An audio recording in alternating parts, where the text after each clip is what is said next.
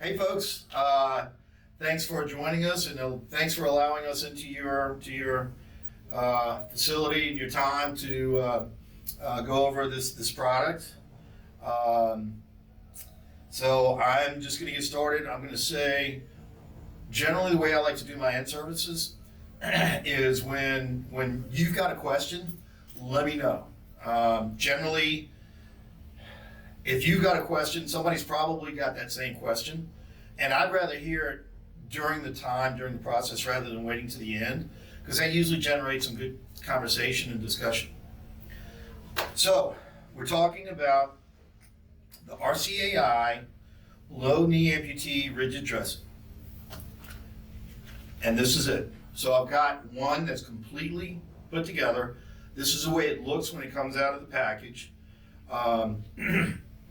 Everything is here. The only difference is, and I'm going to show you this right now, is that the hinge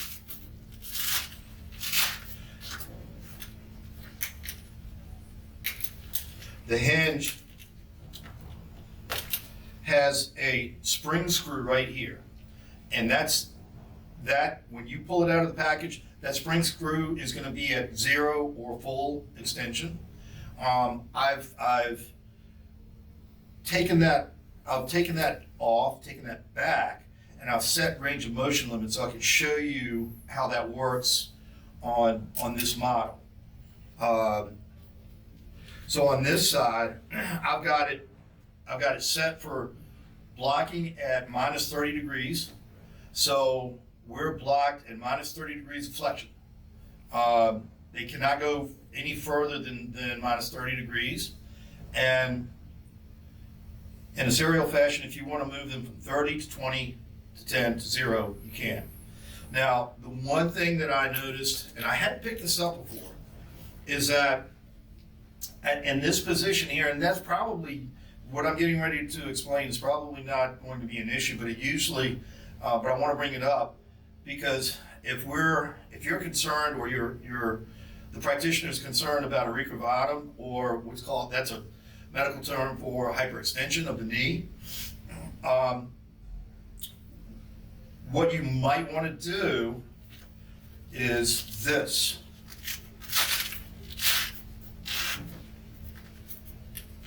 So you've got the two screws that they come right here. They're typically right here.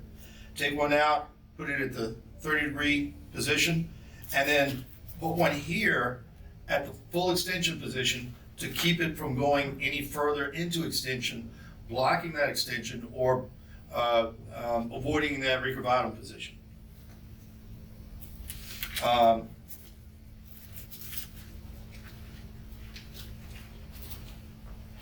It comes with the waist strap here, and that's typically tucked right inside.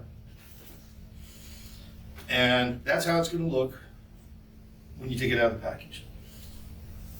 I'm going to set that aside. Anybody got any questions? This is the package insert that comes with it. On the inside. John, can you hear me? Yeah. Hey, Sam. I'm manager of clinical, so just for our sales team, just to kind of keep them up. They're not clinicians, but a lot of them do know the business. So post-operative below knee, compared to existing products that we carry at GIC, this one has full range of motion control, which sometimes you have a knee contracture, right? They can't straighten it, or as Jonathan was saying, they hyperextend. This can be controlled. Other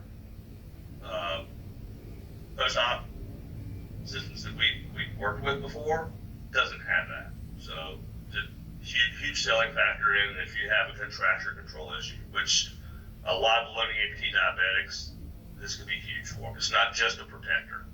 That's what throw that in, Jonathan. Yeah, Sam, I would say the easiest way for me to remember it, when I met you, Jonathan, at the show, you told me this one comes with a joint. And I was like, it comes with what? No, not that kind of joint. Classic Californian. Made me remember. Remember, this is a post-op brace with a joint, which none of them have, right? So to me, it was like the ultimate separation from the other products.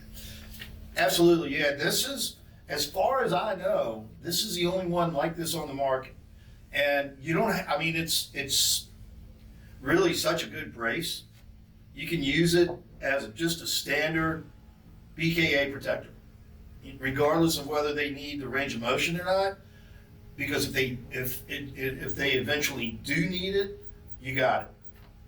But if there is a contracture of any amount, this is a great way to go. So thank you for bringing that up. That's a great point. On the instructions on how to apply the brace to your patient, in this instruction, they have them in a seated position. The only thing that I can assume by seeing this is that they're putting the patient in a worst case scenario where they're at 90 degrees of flexion. Our patient here is only slightly contracted, and I'm glad they are. So if they do have a contracture and they can't long sit without discomfort or pain, just remind the practitioner, just use a bolster, put it under their leg, keep them comfortable. Because as you go to apply this, as the practitioner goes to apply this, they're going to be lifting their leg from time to time with an assist from the practitioner. You'll see what I'm talking about. So, this is what we call the sock liner. This is what's going to go around the residual limb. So I'm going to set it up as if I'm working on the patient. So we have the patient here in long sit position, a little bit of a contracture, and we want to put the liner on first. The liner's got to go on first. So you ask the patient, sir, will you please raise your leg? You raise your leg.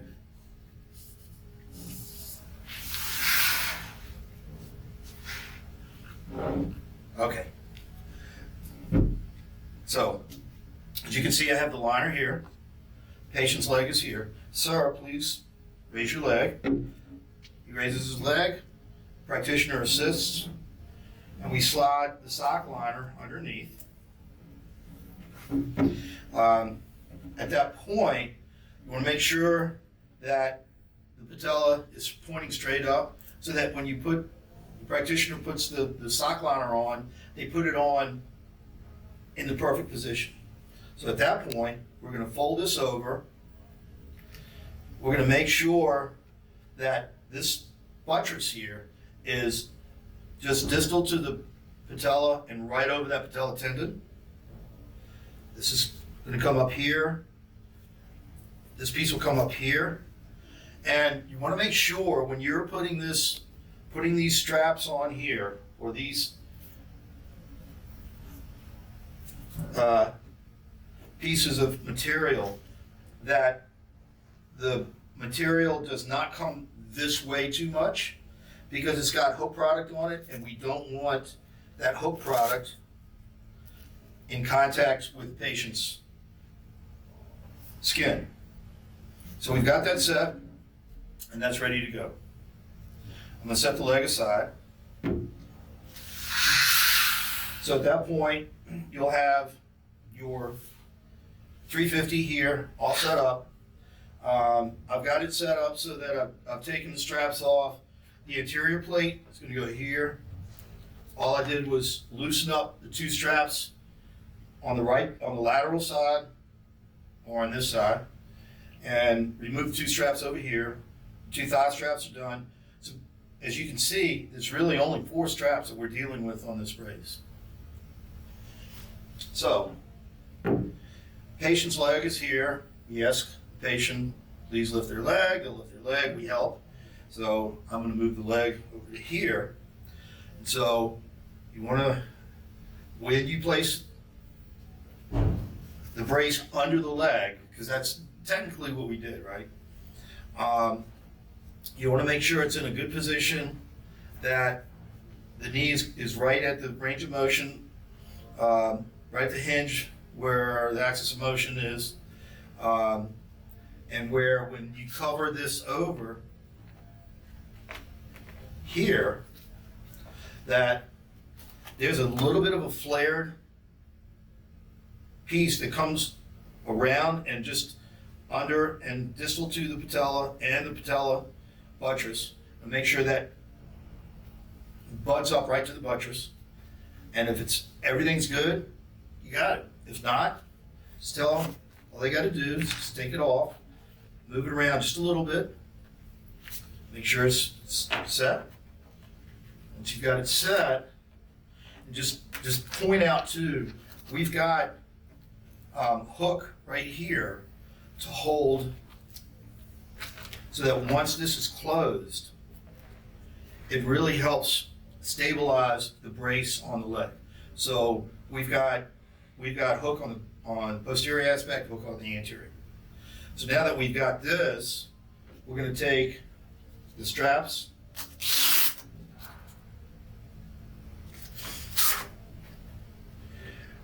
and I'm going to say a little bit of tension, not real tight, because we want it, when we tighten up these straps, we want to do it a little at a time.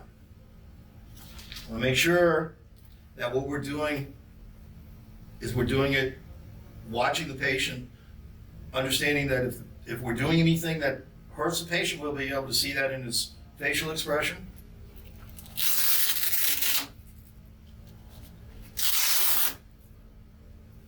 So right now, I've got this bivalve cuff nice and snug. The nice part about this bivalve cuff is it gives you a good circumferential compression, really helps with edema, but it also avoids point pressure that can cause, as you know, skin breakdown. So, just gonna check it. Okay, so now I'm happy that I've got the distal cuff over the residual limb in the right position. The cuff is up under the buttress is right over the patella tendon, and we're in good shape. So the distal thigh strap comes across, proximal thigh strap.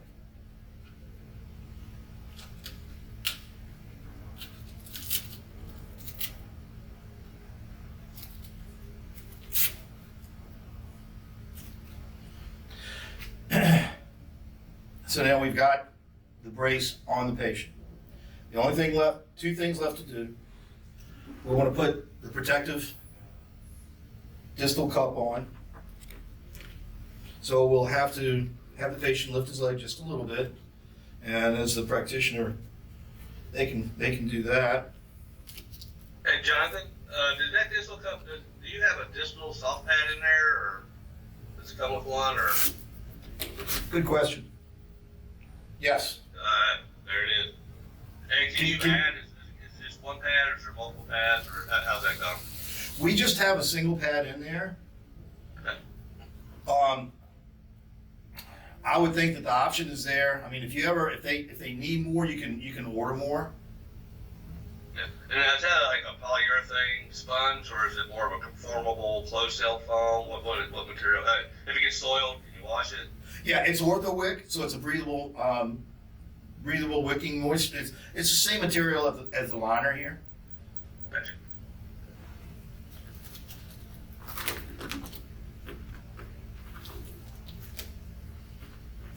So we've got that together. The only thing left is the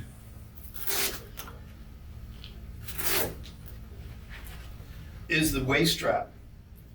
So I'm told the easiest way to deal with the waist strap is just to go ahead and open it up and put it under their knee. Put it under their leg. That way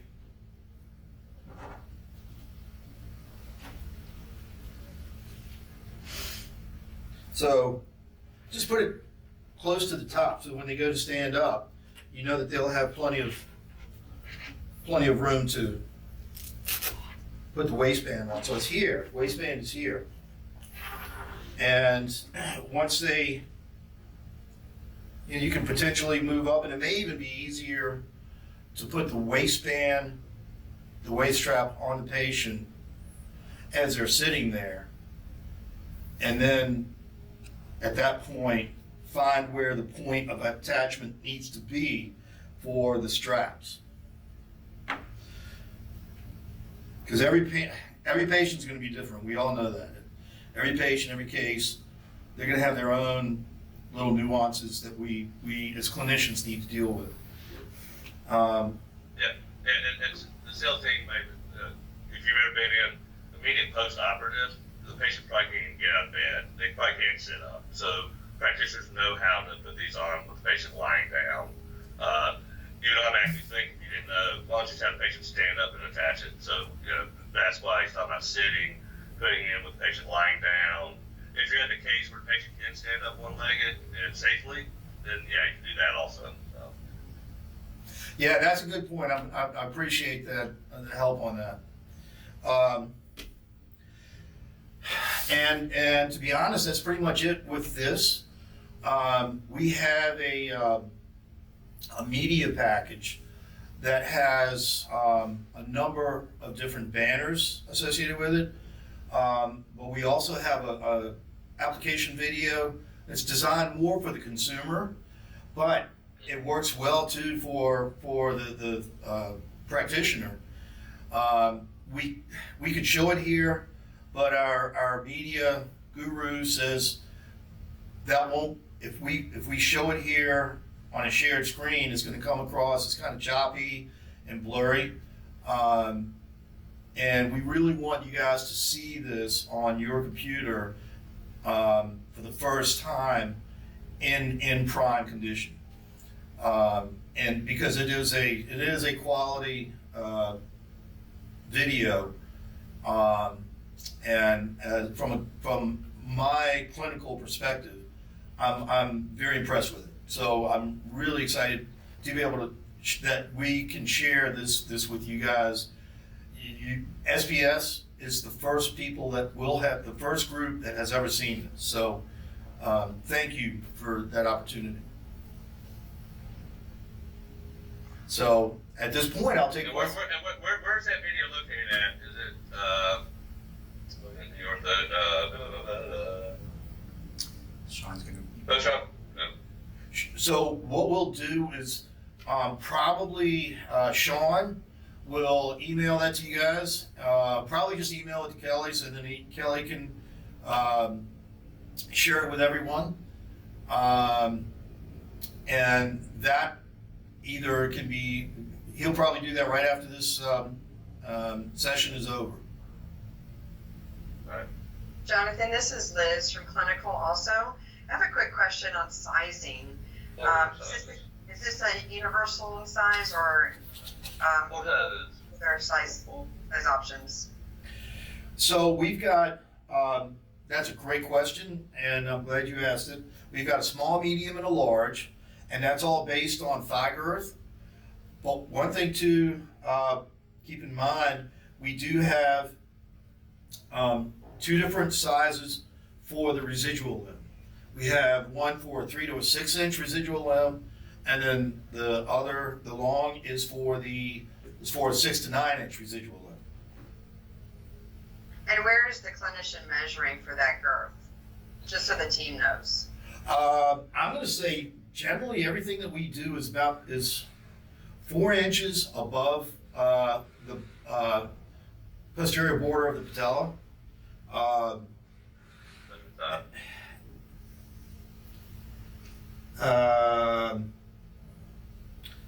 And I'm looking for it here. Did you say 4 inches, not 4 centimeters, 4 inches? 4 inches. American company. There you go. Hey Johnson, so this is the response range of motion, the orthosis, BKA, rigid dressing? Yes, that is it. Okay, on your website it's showing 4 sizes.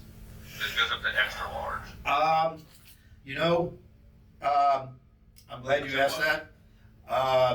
So we have the pattern and capability to make an extra large. In the package insert only shows small, medium, large. But if you need an extra large, we can make it. Yes. Hey, Jonathan, I'm kind of curious about reimbursement. Does it reimburse differently than your competitors because it has the joint, or is it reimbursed the same? You know, that's a great question. The billing code that we got for this, we've got the letter for it. I believe is based on the knee joint. So, as a company that doesn't do billing, we try to stay away from billing recommendations. However, Well, it is PDAC. it is easy for me to say. I do believe, and I can't remember what the billing code is, but I do know that it was probably based on the fact that this does have a range of motion limit hinge. So on your website, at least, it says that it's PDAC approved for 5450, which is immediate post-op surgical early fitting application of non-weight bearing dressing below knee. It doesn't mention the range of motion knee, which would be adding an orthotic code to a prosthetic. I don't know, to a prosthetic prognosis or an amputee prognosis. Probably is where they kind of messed you up at. Yeah. You know, I'm going to do some research on that because I was under the impression I'll have to do some research on that. I don't want to tell you something, No, absolutely. and then I'll get back to Kelly on that because I've got Kelly's email address. Sound good? That would be fantastic. Okay. I'm just kind of curious because I think the traditional complaint I think we get around home protectors is they're basically giving them away, versus, you know what I'm saying? Like, they don't really reimburse, right? So it's more of a, sometimes deemed as more of a marketing thing or maybe a customer service type product that they'll provide typically, right? So I'm just kind of curious from a reimbursement standpoint if there's a difference with your product, because I can see that maybe it's a possibility, and I'll rely on Sam and Liz to help us out with that. But well, yeah, just based on RCAI's website, if that's incorrect information, I wouldn't know, but it's PDAC approved for 5450 only. I'm looking at PDAC's website right now. Response: range of motion BK rigid dressing, the 350, right? L5450 only, which is pretty much what other knee protectors that don't have a pylon foot connected would be. Okay. Now, they're not saying anything about a range of motion knee brace or knee joint in there, but this is PDAC, which Medicare you have to follow. So. Right. With that said, the reimbursement, the allowable is running around $500 to $650 roughly. Is the allowable on that one code, just FYI. Okay. Yeah, thank you for that. Yeah, this one, I do not know what I can't even remember the standard price, provider price is, and do not know the price that SPS buys it for. So, my apologies there. Sam, did you see that on our website? I'm just kind of curious what the price is. No, it had an order form or contact us, sales rep. Okay. But when it comes to if the doctor is, and it really comes up to the surgeon, if he's writing for post-operative protector, now this is not an IPOP post-operative prosthesis. That would be a pylon and a foot attached. But the rigid dressing, a lot of them, old school doctors would use fiberglass or plaster, which is really hard if they bleed or sweat or have soiling going on. Right. To be cut off. Bivalve, right? A lot of products we carry are bivalve like this, or movable, Right. right? Which is great. They can check the wounds, they can clean the dressing, change Yep. the dressing, stuff like that. A lot of times, if the patient is developing a contracture, those things kind of stop working. You got to put a pillow underneath or a wedge of foam or something underneath your kneecap, which can become very uncomfortable. Yeah. This would be a great selling for a clinic range of motion. RCAI came out with the first range of motion protector. I was using it 20 years ago when I was in practice. For that reason, because patients, as they're sitting around waiting on their wound to heal, Right. aren't doing the exercises. They're non-compliant, which is why they lost their leg to start with. With a range of motion, we can actually keep them from developing additional contractures and maybe even start straightening them out in preparation for prosthesis. So, Liz and I can help y'all with that discussion with people. I think it's huge. Jamie, like you said, it might be a passive through for our customers, which brings up the question, have y'all thought about, okay, we know we can get prosthetic socks with the branding of our customer on it, right? From some companies. Right. Have y'all considered some sort of sleeve or something that you could brand the customer's logo onto it? Because that's a huge selling point for some other protectors. Right. Yeah. That's a good point. We haven't talked about that, but that's definitely something we can probably talk about in the future for sure. It's definitely worth it because you know this. If you've been in the field any length of time, it's about patient retention. Just because you saw them in the hospital doesn't mean you're going to see them when they go to skilled nursing or they go home and forgot who you were, right? But if you got the company's logo branded on it, right? Right. Kind of hard to miss. Yes. Yep. Even on the thermoplastic section, I know clinicians can put their own logo sticker on there just as an advertisement. But Sure. yeah, Sam brings up a good point. I mean, one of the scariest things for a new amputee is a contracture to start with. So, and all the nurses, everyone wants to put the pillow underneath the back of the knee, which creates a contracture. So this will really reinforce, if they do want to put a pillow underneath the knee, that knee joint itself is going to stop the knee from flexing and maintain a good neutral alignment so that they don't develop that contracture. So I think this is a great selling point for our team to really focus on that as a primary use. One thing. I agree with that, Liz. I just want for the team's records. List price I think is really good. It's at $199, right? And it's also in our rewards program at 5%, right? So I think from a price standpoint, patient benefit, I think we have them in inventory too. I think there's a lot of good selling points here.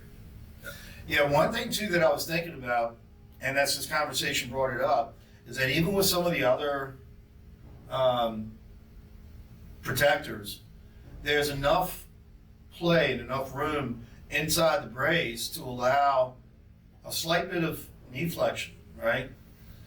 And because of this and how it's designed, it's going to keep them at that full extension, avoiding that potential of knee flexion, especially if you use the range of motion limits the way that they're designed to be used. So that's a good point to bring up as far as placing a pillow under their knee. If they need to do that, they can, but it's still going to keep their knee at full extension, avoiding that contracture position. So that's a good point. So does anybody have any other questions or comments or anything along those lines? Yeah, this was great. Thank you so much, Bill. Oh, you're welcome. You're welcome. Thanks for having us in too. Kelly, just before they go, if anybody else is on the call from RCAI, I haven't looked at our product page, but that'd be a great place to put the video, and then sizing information. Yep. Your sizing chart that I'm looking at on your website just talks about circumferential measurements. It doesn't talk about the two length measurements. So That's our website. We've just redone and rebuilt our website. So we're finding little areas like that we may have overlooked, And that's one that we will take care of, and I appreciate you bringing that up, because, yeah, that definitely needs to be in there.